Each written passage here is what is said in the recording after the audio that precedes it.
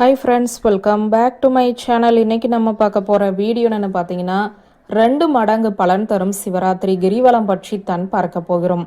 மலையே சிவன், சிவனே மலை, வாணனை மதிசூடிய மைந்தனை, தேனனை திருவண்ணாமலையானை, ஏனனை இகழ்ந்தார் புறமூன் செய்த ஆனனை, அடியேன் மறந்து உய்வோனோ என்று உருகுகிறார் நாவுக்கரசர். நெருப்பு தலமான இங்குதான் சிவமும் சக்தியும் ஒன்றே என்பதை உணர்த்துவதற்காக அர்த்தநாரீஸ்வரராக வடிவம் எடுத்ததும் சிவராத்திரி விழா உருவானதும் என்று புராணங்கள் சொல்லுகிறது. சிவராத்திரி நாளிலேயே குபேரன் கிரிவலம் வந்து அனைத்து செல்வங்களையும் பெற்றதாக சொல்லப்படுகிறது. மகா சிவராத்திரி நாளில் கிரிவலம் வந்தால் 2 மடங்கு பலன் கிடைக்கும் என சிவபுராணம் சொல்லுகிறது.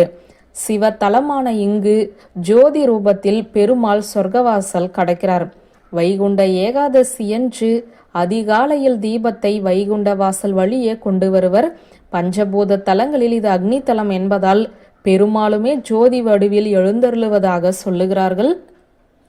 மகா சிவராத்திரியின் போது கோவில் விளக்குகள் மற்றும் மலர்களால் அலங்கரிக்கப்பட்டு பக்தர்கள் மலையை சுற்றி வருகிறார்கள். சிவராத்திரி விழா உருவானதும் இங்குதான் என்று புராணங்கள் கூறுகின்றன. சிவராத்திரியில் கிரிவலம் வருவது விசேஷம். வியூவர்ஸ், இந்த வீடியோ உங்களுக்கு பிடித்திருந்தால் லைக், கமெண்ட், ஷேர் பண்ணுங்க. நன்றி.